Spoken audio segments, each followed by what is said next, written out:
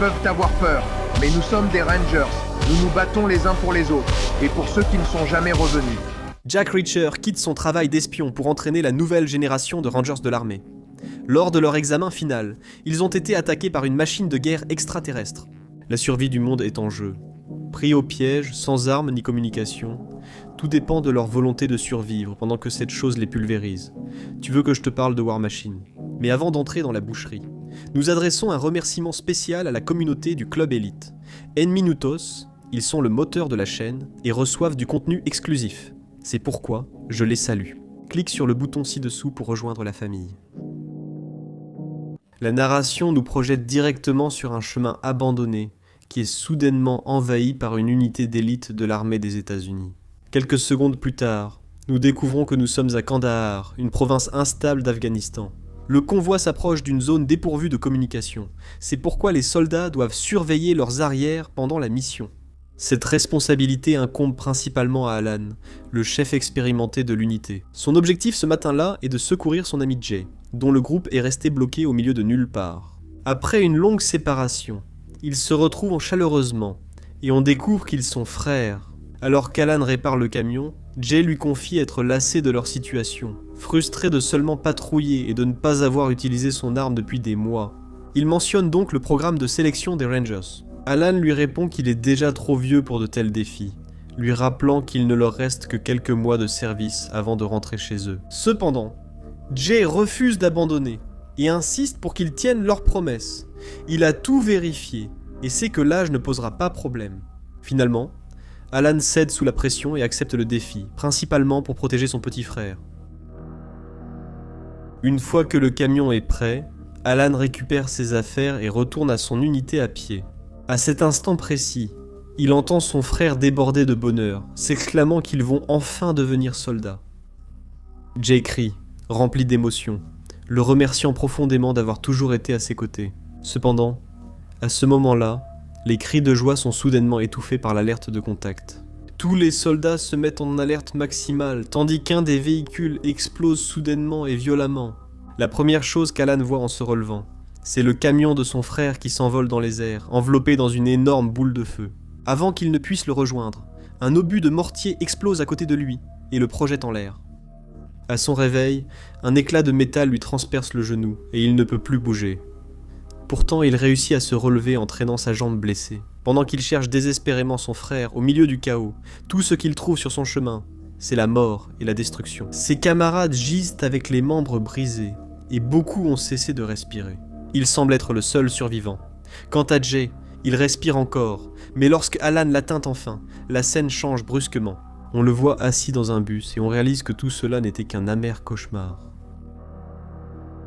C'est alors que nous apprenons que 2 ans ont passé depuis cette attaque fatidique.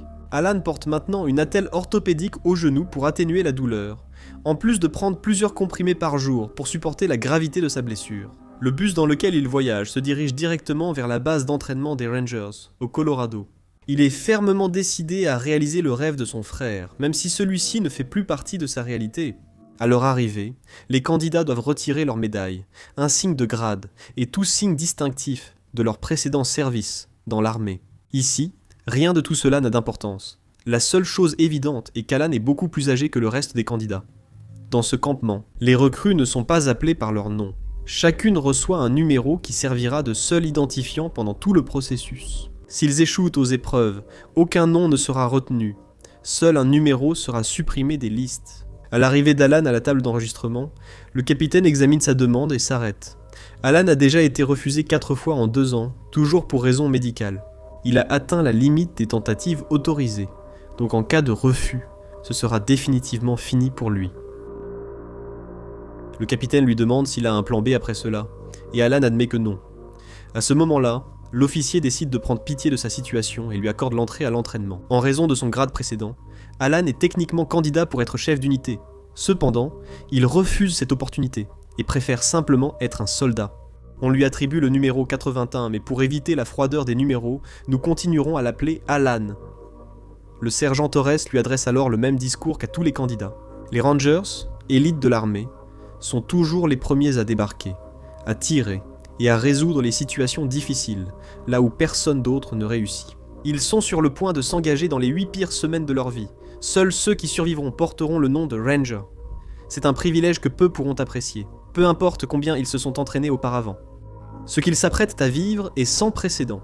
Ceux qui réussiront l'entraînement devront accomplir une mission simulée de 24 heures appelée la marche de la mort. C'est là que sera décidé s'ils seront Rangers ou promus à un grade supérieur. Les épreuves débutent au l'après-midi et se poursuivent jusqu'à la nuit.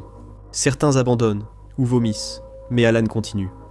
À la fin, une douzaine de numéros sont cités et tous rentrent chez eux pour ne pas avoir respecté les temps. Ils ne méritent pas l'insigne. Au fil des jours, le grand groupe initial se réduit progressivement. Les plus forts l'emportent, et parmi eux se trouve Alan, qui ne fait pas ce sacrifice seulement pour lui, mais aussi pour la mémoire de son frère. À la moitié de l'entraînement, commencent les épreuves exigeantes dans l'eau, où ils doivent pousser leurs poumons à l'extrême. Un ranger tient toujours jusqu'au bout. Ensuite, ils entreprennent une marche éprouvante en montagne où ils doivent atteindre l'objectif dans un temps limité, sous peine d'être renvoyés chez eux. Dans cette partie de l'histoire, nous faisons la connaissance de Blake, une recrue, qui dirige le groupe courant sur la pente. Cependant, son leadership est éclipsé. Lorsqu'on lui fait remarquer qu'Alan est déjà loin devant, et n'attend personne, Alan est effectivement le premier à atteindre le point de retour. Quand les sergents lui demandent ce qui est arrivé à ses camarades, il répond ironiquement qu'ils se sont arrêtés pour admirer le paysage. À ce moment-là, son sergent vérifie le temps écoulé depuis le départ, et reste agréablement surpris lors des épreuves suivantes. Bien qu'Alan soit nettement plus âgé que les autres, et ait refusé le leadership formel, ses résultats se distinguent de tous les autres. Il a le meilleur temps, personne ne l'a fait tomber dans la fosse et sa résistance est supérieure. Mais tout cela ne sert à rien si tu ne sais pas tirer. Lors des épreuves, le sergent Torres tente d'humilier les candidats en questionnant leur expérience lors de batailles passées. Certains n'ont même jamais mis les pieds en territoire ennemi. Mais quand vient le tour d'Alan, il montre qu'il est le seul à avoir vraiment vu le combat de près. Après avoir terminé les exercices de tir, ils se rendent compte qu'il est le candidat le plus qualifié de tout le groupe. Comme il a mangé seul depuis le début de l'entraînement, certaines recrues décideront finalement de s'approcher de lui. On raconte qu'Alan a reçu une étoile d'argent pour sa performance en Afghanistan, même s'il ne semble pas très disposé à se faire des amis. À ce moment-là, Kevin, le numéro 60, montre la télévision à ses camarades. La NASA a découvert un astéroïde avec une trajectoire étrange, qui semble s'approcher suffisamment de la Terre pour représenter un problème. Au fil des jours, l'histoire d'Alan se répand parmi tous. On raconte qu'après la destruction de son unité, Alan a porté Jay sur 16 km jusqu'à la base. Chaque nuit, sa cicatrice au genou lui rappelle qu'il n'est pas un surhomme, tandis que son tatouage au bras lui ordonne de continuer pour son frère. Au milieu de la nuit, Steven, le chef de l'unité, observe Alan en train de prendre quelques comprimés. Il lui vient à l'esprit le soupçon qu'il utilise peut-être une substance illégale pour se démarquer des autres. Avec l'arrivée de la 6e semaine, le groupe initial de 200 candidats a été réduit à moins de 25 aspirants. Tous font face à des épreuves plus dures, porter des blessés, affronter des explosions et récupérer des informations cruciales sous pression. Bien que toutes soient des batailles simulées, chacune d'elles rappelle à Alan le traumatisme de son passé. À cet instant, nous avons un aperçu de ce qui s'est réellement passé. Après l'attaque en Afghanistan, Alan a trouvé son frère, l'a porté sur ses épaules et, avec le genou gravement blessé. Il a marché longtemps sous le soleil, infatigable, avec la menace constante des ennemis jusqu'à atteindre la base. Il est véritablement un héros pour les autres soldats, mais pour le sergent Torres, il commence à représenter un problème. Ce même après-midi, après qu'Alan ait dépassé ses limites lors d'une épreuve aquatique épuisante et ait perdu connaissance, Torres ordonne de le voir dans son bureau. Pendant qu'Alan attend, les informations concernant l'astéroïde réapparaissent à la télévision. Il change de trajectoire de façon erratique et semble aussi se fragmenter, réduisant sa taille à mesure qu'il approche de la Terre. Quelque chose. Torres l'emmène voir le capitaine Sheridan, qui lui dit avoir demandé son dossier à la base. Après l'attaque, Alan a aussitôt postulé chez les Rangers. Il n'a même pas participé aux séances de thérapie physique ou mentale. Cela confirme que les hauts gradés sont au courant de sa blessure au genou, même s'ils ne comprennent toujours pas comment il a réussi à rester en tête de la classe. Ils suggèrent que son désir est excessif ou qu'il est peut-être obsédé, ce qui les fait sérieusement douter de sa stabilité mentale. L'expulser directement ferait désordre. Sheridan lui remet donc une lettre de démission volontaire à signer. Cependant, Alan, n'ayant échoué à aucun test physique et ses évaluations psychologiques étant stables, ils n'ont aucune raison valable de le renvoyer. Il refuse de signer. Lors de la dernière sélection, Torres change la dynamique. Au lieu de mentionner les numéros éliminés, il nomme ceux qui ont réussi. Pendant un instant, Alan craint d'avoir été expulsé, mais en réalité, il n'a que 30 minutes pour se préparer, car la marche de la mort les attend. La mission simulée est claire. Un avion allié s'est écrasé en territoire ennemi. Ils doivent récupérer les informations de l'appareil, puis le détruire pour qu'il ne soit pas utilisé contre eux. De plus, le pilote a été transféré dans un village voisin, où il est détenu comme prisonnier de guerre. L'unité doit le sauver et retourner à la zone d'évacuation avant la fin du temps imparti.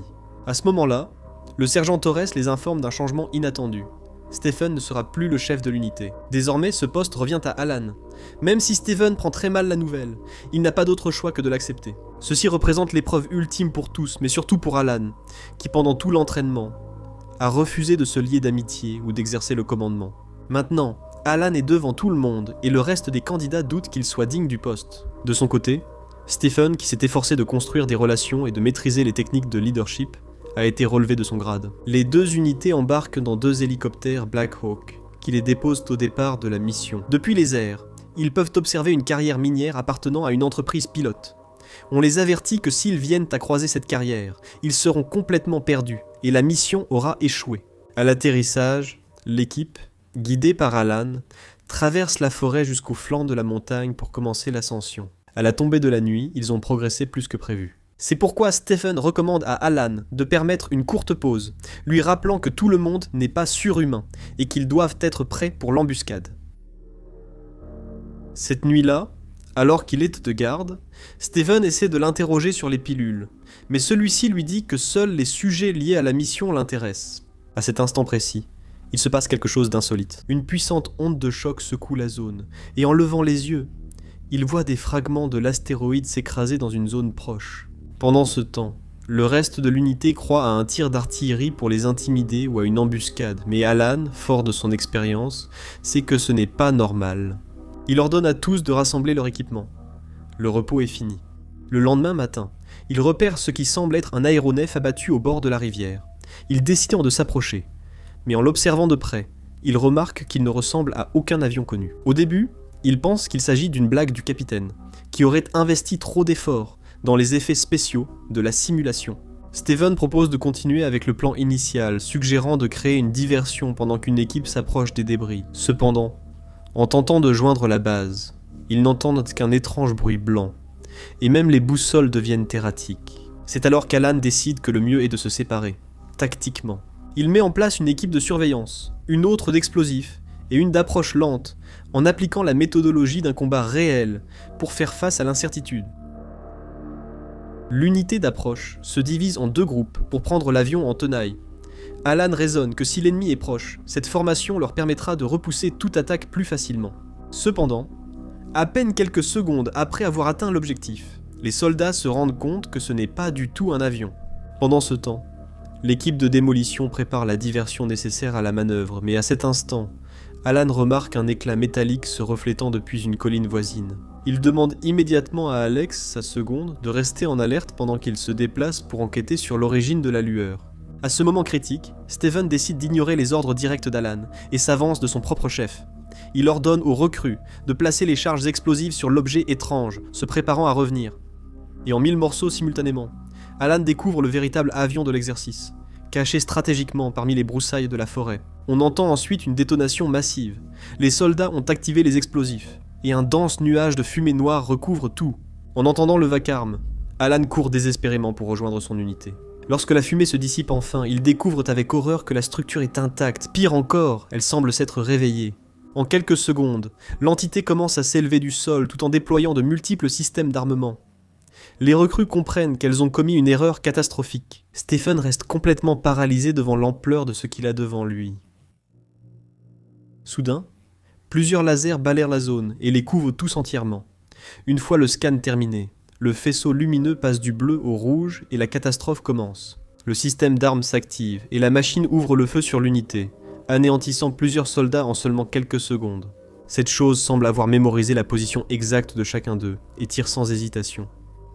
Juste au moment où vient le tour d'Alex, Alan apparaît de nulle part et la pousse hors de la zone de tir, lui sauvant la vie à la dernière seconde. Alan ordonne la retraite immédiate. Il comprend que rien de tout cela n'est un exercice ni une mission d'entraînement, Ils ont commis une erreur catastrophique et font face à un ennemi réel et mortel. L'unité recule désespérément jusqu'à une falaise, mais juste au moment où ils pensent être hors de portée, une grenade tombe du ciel devant eux.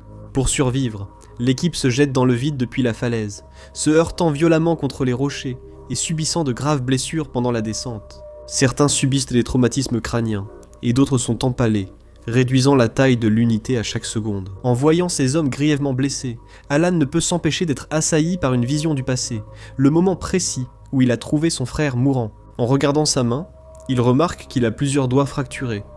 Mais la douleur ne l'arrête pas, il les remet en place et se relève. Steven est blessé à la jambe, mais ce n'est rien comparé à son camarade. Un camarade est resté empalé après la chute.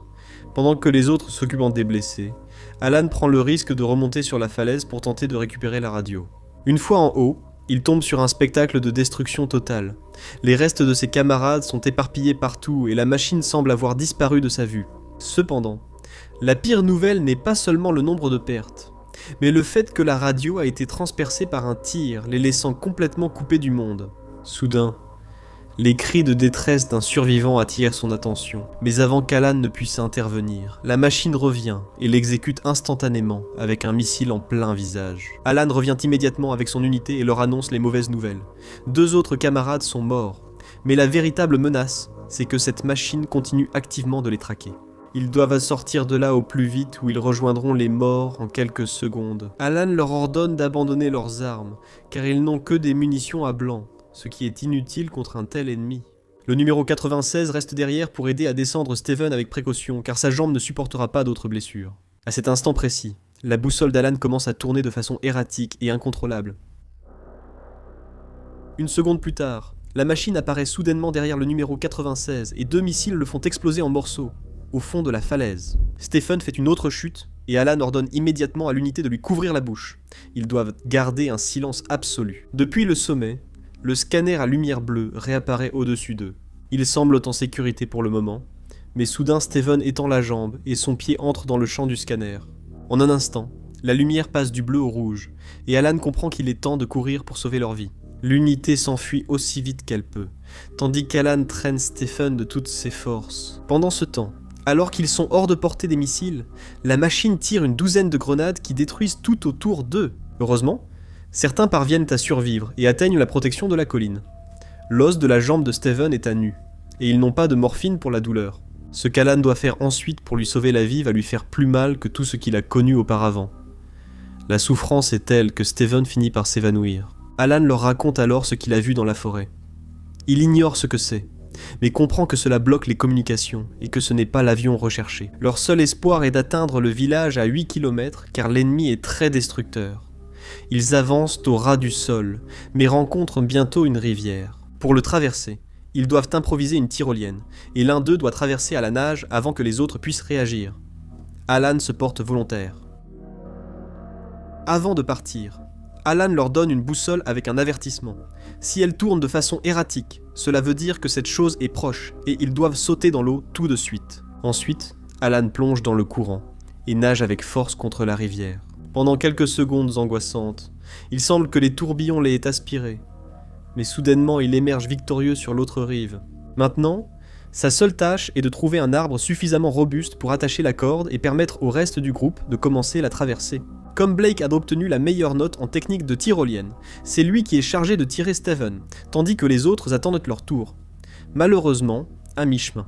Un nœud dans la corde complique la manœuvre, et une partie de la civière casse, laissant Steven suspendu au-dessus du cours d'eau. L'équipe mobilise toutes ses forces pour le maintenir hors de l'eau, négligeant ainsi la boussole.